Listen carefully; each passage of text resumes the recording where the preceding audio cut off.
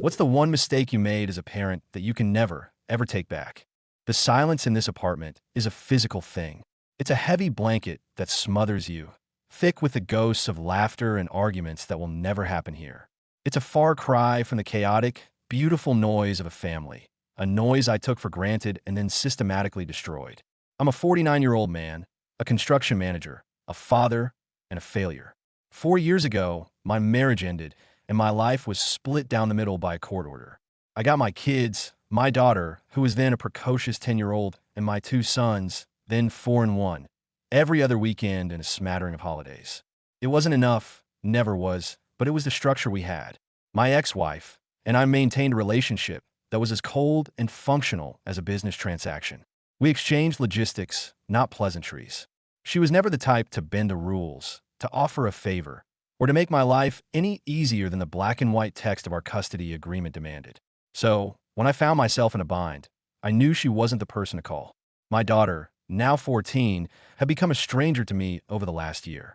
We were locked in a cold war of teenage angst and paternal frustration.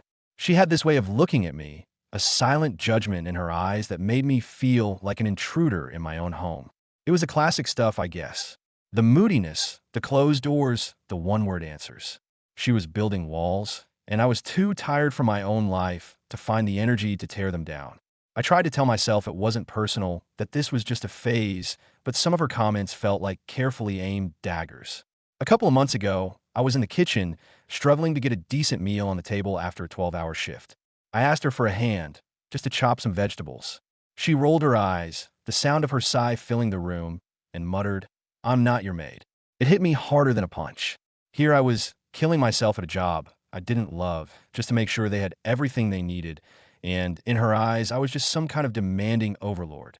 The truth is, I haven't always been the guy who shows up for the tea parties and school plays. My job is demanding. It's long hours, high stress, and by the time my weekends with the kids roll around, I'm running on fumes. I'm not the fun dad, the one with elaborate plans and boundless energy. I'm the dad who suggests a movie because it means he can sit on the couch for 2 hours without having to move. I think my daughter saw that as apathy. She saw my exhaustion and translated it into a lack of love. And maybe she wasn't entirely wrong. It wasn't that I didn't care, it was that I didn't have anything left in the tank to show it. It was a vicious cycle. She'd pull away because she felt neglected, and I'd retreat further because her rejection was just another weight on my already burdened shoulders. Then, about 5 months ago, my girlfriend entered the picture. She's 32, vibrant, and full of a life I'd almost forgotten existed. She has no kids, no ex-husband, no baggage. She was a breath of fresh air, a reminder that I could be more than just a tired, divorced dad. We were taking it slow, but as we grew closer, she started wanting more of the real couple experience. She didn't fully grasp the rigid mechanics of my life, the unmovable blocks of time that were dictated by a judge's gavel years ago. A few weeks back, she saw that our local college basketball team, a team she's obsessively followed since she was a kid, was playing their biggest rival. It was a huge deal, and tickets were selling out fast. She looked at me with those hopeful eyes, and I wanted to be the fun, spontaneous guy for once. Told her I'd make it work. My first foolish thought was my ex. I sent a casual text, trying to sound breezy and unconcerned. "Hey, something came up. Any chance you could take the kids for my weekend?" The reply was instantaneous and brutal. "No." It was followed by a lecture about how our custody agreement wasn't a suggestion box, and that she wouldn't upend her own life just so I could play boyfriend. The words stung with an old, familiar venom. She had a way of making me feel like an irresponsible teenager. Fine. Plan A was a bust. That led me to Plan B, the plan that would ultimately detonate my entire life, my daughter. In my mind, it was a perfectly reasonable solution. She was 14, smart, and responsible when she wanted to be. She'd watch her brothers for an hour or two here and there before. This would just be a little longer, a few hours in the evening. The boys, 8 and 5, could be a tornado of chaos, but she knew how to wrangle them. I figured I'd leave around 5, be back by 10, maybe 11 at the latest. It seemed like a simple, logical request, but when I broached the subject, her face immediately hardened. The walls went up. "I can't," she said flatly. "I have plans." Her plans, it turned out, were a tentative idea to see a movie with a friend, followed by a sleepover. It wasn't even set in stone, more of a floating possibility. That's when my own frustration boiled over. Look, I said, my voice sharper than I intended. I already bought the tickets. This is a one-time thing, a big deal. I really need you to step up and help me out here. Her eyes flashed with defiance. That's not fair. I'm not your built-in babysitter. You always treat me like I'm the second mom in this house. The accusation hit a nerve because, on some level, I knew it was true. I did rely on her, maybe too much. But I felt cornered, defensive. It's not like I'm going out to a club, I argued, my voice rising. This is one night. One night. Do you have any idea how many weekends, how many plans, how many dates I have sacrificed to be here for you guys, to stick to this schedule without fail? I'm asking for one small favor. The argument escalated quickly from there. It became a storm of accusations and resentments that had been brewing for years. She accused me of being selfish, of pawning my own kids off on her so I could impress my new girlfriend. I fired back that I wasn't asking her to raise them, just to make sure they didn't burn the house down for a few hours. I felt the last of my patience snap. I put my foot down, adopting the tone of absolute authority that always ended our arguments but never solved them. My plans are not changing, I declared. You are staying home, and you are watching your brothers. This is not a discussion. She didn't fight back after that. She just retreated into a sullen, simmering silence that was worse than any argument. The rest of the evening was thick with unspoken tension. The day of the game arrived, cloaked in a fog of guilt and resentment. My daughter moved around the house like a ghost, her silence a constant, screaming accusation. I tried to overcompensate. I made their favorite dinner, mac and cheese with cut-up hot dogs, a childish meal that felt ridiculous under the circumstances. I laid out a spread of snacks on the coffee table, set up a Disney movie for the boys, and walked her through the bedtime routine she already knew by heart. Text me if anything happens, I said, my hand hovering awkwardly near her shoulder. She just nodded, her eyes fixed on the television screen. As I drove to pick up my girlfriend, a knot of anxiety tightened in my stomach. I felt like I was walking a tightrope, balancing my own needs against the needs of my children, and I knew, deep down, that I was about to fall. But the moment I saw her, smiling and excited, a part of me decided to just let go. I wanted one night. One damn night where I wasn't just a dad, where I could be a man on a date, enjoying the simple pleasure of a basketball game and a few beers. The game itself was a blur of electric energy. The roar of the crowd, the thrill of the competition, it was intoxicating. One beer turned into two, then four. We were laughing, shouting, high-fiving strangers. After our team pulled off a dramatic win, we got swept up with a group of her friends and ended up at a nearby bar. The night took on a life of its own. I was telling stories, laughing at jokes, feeling younger and freer than I had in years. In the back of my mind, a tiny voice of responsibility was screaming at me, but I drowned it out with another drink. It wasn't until the bar started flashing its lights for the last call that I glanced at my watch. 1 a.m. A jolt of panic, cold and sharp, cut through the alcoholic haze. The drive home was a surreal experience, the empty streets a stark contrast to the chaos in my head. I sobered up with terrifying speed, each mile bringing a fresh wave of dread. When I finally slipped the key into the lock and pushed the door open, the house was deathly quiet. The boys were asleep in their beds, thankfully, but my daughter was waiting for me. She was sitting on the couch in the dim glow of the television, her arms crossed over her chest. She looked exhausted, but her eyes were burning with a cold fire. The moment she saw me, she stood up. The look on her face wasn't just anger. It was a profound, soul-deep disappointment that made me feel about 2 inches tall. Really? She said, her voice dripping with contempt. It's almost 2 in the morning. I couldn't form a response. The excuses I'd rehearsed in the car, the traffic, the post-game celebration, all felt flimsy and pathetic. Go to bed, I managed to mumble, avoiding her gaze. We'll talk in the morning. She let out a short, bitter laugh. Yeah, sure. Whatever. Then she turned and stormed off to her room, the sound of her door slamming shut echoing through the silent house like a gunshot. The next morning, the storm broke. I woke up with a pounding headache and a stomach full of dread. She was already in the kitchen, a tempest of righteous fury. The second I walked in, she unleashed on me. You ruined my entire weekend, she yelled, her voice cracking with emotion. I missed the movie, I missed the sleepover, all because you had to go on your stupid date. You don't respect me. You don't respect my time. You don't care about anyone but yourself and your new girlfriend. I tried to reason with her, my own head throbbing in protest. It's Sunday, I said weakly. You can still hang out with your friends today. That's not the point, she shot back. The whole point was the sleepover. It was Friday night, but you wouldn't know anything about that because you were out getting drunk until 2 in the morning. Then she delivered the blow that would change everything. Her voice dropped, becoming chillingly calm and resolute. I'm staying at mom from now on for weekends. I already talked to her. She said it's fine. Something inside me snapped. All my guilt, my defensiveness, my simmering resentment at being the bad guy, it all erupted. You know what? If watching your own brothers for one night is such a terrible, soul-crushing burden, then maybe you should stay with your mother full-time. The words were out before I could stop them, poisoned with years of frustration. If you're going to act like a spoiled, ungrateful brat every single time I ask you to contribute to this family, then maybe I need to rethink the freedoms you get in this house. The dam had broken, and I couldn't stop the flood. In fact, you're grounded.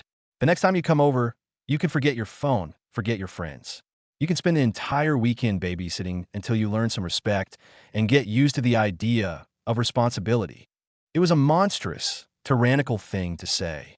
I knew it even as the words left my mouth, but I was too angry, too hurt, too cornered to care. I wanted to punish her for making me feel like a failure. Later that afternoon, my ex-wife called. The fury in her voice was a familiar, unwelcome sound. My daughter had, of course, been feeding her a live stream of the entire drama. "What the hell is wrong with you?" she started, without any preamble. "You dump your parenting responsibilities on our 14-year-old daughter, stay out half the night, and then threaten to turn her into your personal slave when she calls you on it?" She accused me of treating our daughter like a peer, expecting her to carry the emotional and logistical weight of an adult without any of the corresponding respect or authority. That was the part that infuriated me. I asked her to watch her brothers for a few hours. I yelled into the phone. I didn't leave the country. I made them dinner. I offered to pay her. When has it ever been a problem before when she helps out? Suddenly, because I have a girlfriend and I go out for one night, I'm the world's worst father. Her response was a death blow. This isn't just about one night, and you know it. If you can't provide a safe and supportive environment for the kids when they're with you, I'll be speaking to my lawyer about modifying our custody agreement. The threat hung in the air between us, heavy and suffocating. She made legal threats before, usually over petty squabbles, but this time felt different. This time it felt real. The final, crushing confirmation of my new reality came a few days before my next scheduled weekend. A text message from my daughter, brutally short and devoid of emotion. "Staying with mom this weekend." No explanation, no apology, just a statement of fact. My ex confirmed it with a curt, self-righteous email, stating that she didn't feel comfortable sending our daughter over until we had a real conversation about my behavior. I didn't fight it. The anger had mostly evaporated, leaving behind a cold, hollow confusion. I truly believed it would all blow over. A teenage tantrum, a week or two of the silent treatment, and then things would slowly drift back to our strained version of normal. But as the days turned into a week, then two, the silence from my daughter's end of the line became a deafening roar. I replayed that weekend over and over in my head, a masochistic loop of my own mistakes. Was it really so terrible to ask for one night off? I had sacrificed so much, weddings, birthdays, guys' weekends, to be there every other weekend, like clockwork. This was the first time I'd asked for even a sliver of flexibility, and I hadn't even skipped my time with them. I just asked my capable, intelligent teenage daughter to help me for a few hours. A daughter who had no problem bossing her brothers around, who knew their routines inside and out. So what made this time different? Was it really just about a sleepover, or was it something deeper? Maybe I had fundamentally misjudged the weight of the responsibility I'd placed on her shoulders over the years. Maybe I had underestimated how much she resented being the responsible one, a role she never asked for. I thought I was teaching her about family, about sacrifice, about chipping in. But maybe, from her perspective, all she saw was a father who was so eager to escape his life with them that he ditched her for his younger, kid-free girlfriend, leaving her behind to clean up the mess. And then there was the threat of grounding her, of turning her weekends into a punishment. I had reacted out of pure, wounded pride. I felt disrespected and challenged, and I lashed out. But the more I sat with it, the more I saw it through her eyes. Her father, the man who was supposed to protect her, was threatening to trap her, to take away her life as a punishment for having her own feelings. Still, the response from my ex and daughter felt like a coordinated, strategic overreaction. They were painting a narrative where I was a neglectful, partying father who had abandoned his children. It felt like they were twisting the knife, turning a mistake into a capital offense. I tried to bridge the chasm that had opened between us. I sent texts, attempting to apologize for how the night had ended, even admitting that grounding her was too harsh. But I also tried to explain my side, to tell her how hurt I was that the one time I truly needed her, she had bailed, not just physically but emotionally. My words disappeared into a void. Her replies, when they came at all, were single words, okay, fine, okay. It was like talking to a brick wall. The most painful change, however, was in my sons. Without their big sister, the dynamic of our weekends shifted into something bleak and unfamiliar. They were more restless, their energy uncontainable. I realized with a dawning horror how much I had relied on her to be a buffer, an entertainer, a third parent. It wasn't that I intentionally dumped them on her. It was just that she was so capable and it was so easy to let her take the lead. I had never stopped to consider that she might be drowning in that role. And so I found myself in this surreal limbo, being cast as the villain in a story I thought I was the hero of. I was the dad who showed up, the dad who provided, the dad who was trying, however clumsily, to build a new life for himself. But in their eyes, I was just selfish. My ex saw me as unreliable, and I was left completely alone, wondering how much of this disaster was my fault, and how much was just their refusal to see anything from my side of the fence. The fallout was swifter and more brutal than I could have ever imagined. I genuinely, naively believed that my daughter's anger would eventually cool, that the raw emotion of the moment would fade, and she would come back. But the weeks bled into a month, and the silence from her remained unbroken. My ex, true to her word, went from making threats to taking action. I received an email from her lawyer, a cold, formal document that made my blood run cold. She was officially petitioning the court to modify our custody agreement. The language was sterile and legalistic, but the message was clear. She was accusing me of creating an unsafe and unsupportive environment, claiming that our daughter was emotionally distressed under my care. Fear, real and visceral, gripped me. I knew I had screwed up that night, but this, losing custody, it felt like a wildly disproportionate punishment for staying out too late. The rage came next. I knew my ex had always chafed under the shared custody arrangement. She had fought me at every turn during the divorce, her goal always being to minimize my role in their lives. This wasn't about our daughter's well-being. This was about revenge. She was weaponizing our daughter's teenage angst, using my mistake as the ammunition she needed to finally cut me out of the picture for good. I was convinced she was coaching her, feeding her lines like unsafe environment. My daughter was hurt and angry, yes, but that legal jargon? That came straight from my ex. She was manipulating our child, turning her genuine pain into a tool for her own vengeful agenda. My girlfriend was my anchor in this storm. She listened to my endless rants, held me when the fear and anger became overwhelming, and reminded me that I wasn't the monster my ex was painting me to be. She saw how hard I tried, how much I loved my kids, and she agreed that this felt less like a concerned mother and more like a vindictive ex-wife setting a trap. But even her support couldn't shield me from the slow, heartbreaking erosion of my relationship with my boys. At first, they were just confused. "Where's sis?" they'd ask when I picked them up. I'd mumble something vague about her being busy, and they'd eventually drop it. But as the weeks went on, a subtle change came over them. They grew quieter, more detached. The boisterous energy that usually filled my small house was replaced by a hesitant, watchful silence. It was like they were walking on eggshells around me, afraid to say or do the wrong thing. It broke my heart. I loved all three of my kids with an intensity that was almost painful. I had never wanted to be the dad who just disappeared. I showed up every time. I never missed a payment, never skipped a weekend. And yet, here I was losing them. My ex couldn't legally withhold the boys, not without being in contempt of the court order, so they kept coming. But each visit felt more like a ghost of our old weekends, a hollow echo of what we used to have. The court battle was a humiliating, soul-crushing ordeal. I thought it would be a simple matter of explaining my side of the story. I was wrong. My ex and her lawyer came armed for war. They presented a report from my daughter's school counselor, a document I didn't even know existed.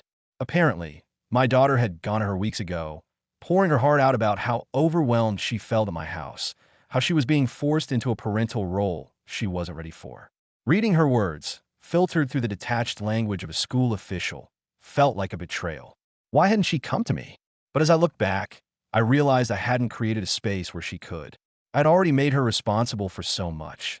How could she trust me with her vulnerability? My lawyer, a tired-looking man who seemed to have seen it all, told me my only hope was to show the court that I was taking accountability. You need to show them you're growing, he'd said. At my girlfriend's insistence, I started therapy.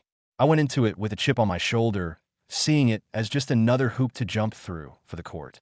I spent the first few sessions defending myself, painting my ex as the villain and myself as the victim. But my therapist, a calm, patient woman, just kept gently probing, asking about my anger, my feelings of rejection, my relationship with my own father. Week after week, she chipped away at my defenses until one day, the truth came spilling out. I admitted for the first time out loud that I resented my daughter. I resented her for being a teenager, for being annoyed with me, for reminding me of her mother. I admitted that I had started to see her less as my child and more as a peer, an ally who I expected to have my back against her mother, against the world. I had demanded responsibility from her not to teach her a lesson, but to make my own life easier, to force a bond that I was too emotionally exhausted to build organically. The realization was devastating. As my world was imploding in court, my personal life was fracturing as well. My girlfriend, who had been so supportive at first, was burning out. Every single conversation we had revolved around the case, my anger, my stress. I was a black hole of negativity, and I was pulling her in. I stopped asking about her day, stopped being present in her life, because I was so consumed by the fear of losing mine. A month before the final hearing, she told me she needed space. 2 weeks later, she ended it. She was gentle but firm. She couldn't build a future with a man who was constantly fighting a war with his past. The final court hearing was a slaughter. My ex's lawyer masterfully wove together the counselor's report, a timeline of my daughter's desperate texts to her mother, and even old emails where I had casually asked her to watch the boys. They painted a picture not of one mistake, but of a long, sustained pattern of emotional neglect. My lawyer did his best, arguing that I was just a father trying to teach his children responsibility, but the judge was unmoved. The final nail in my coffin was my ex's request for supervised visits only. She claimed my daughter felt unsafe with me. Unsafe. The word was a physical blow. I had never, not once, laid a hand on my children. I had never screamed at them, never abandoned them. But the court didn't care about what I hadn't done. They only cared about what my daughter felt. The ruling was brutal. I lost custody.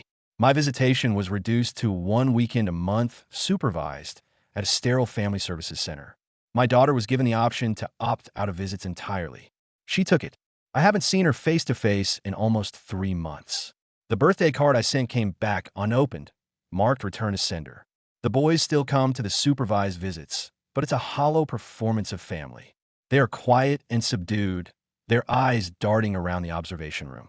The playful spark they once had is gone, replaced by a somber resignation. They hug me goodbye, but their hugs are limp and obligatory. The increased child support payments, combined with my legal fees, meant I couldn't afford my house anymore. I now live in a small, one-bedroom apartment. It's empty, quiet in all the wrong ways. There's no room for them to stay over, not that they're allowed to anyway. I lost everything. My girlfriend, my home, and my children. I still love them. God, I love them so much it hurts to breathe. I never wanted this. I showed up for every single scheduled day. I tried, but I was so blinded by my own exhaustion and resentment that I didn't see I was pushing away the very people I was trying to hold on to. It all came down to one night, one selfish choice to prioritize my own desires over my daughter's feelings. I treated her like an employee, and in return, she quit. The court doesn't care about my intentions. My daughter doesn't care about my apologies. And my ex? Maybe she's just happy she finally won. I still go to therapy, not to win anything back, but because I have to learn how to live with the fact that I had a family and I blew it all away.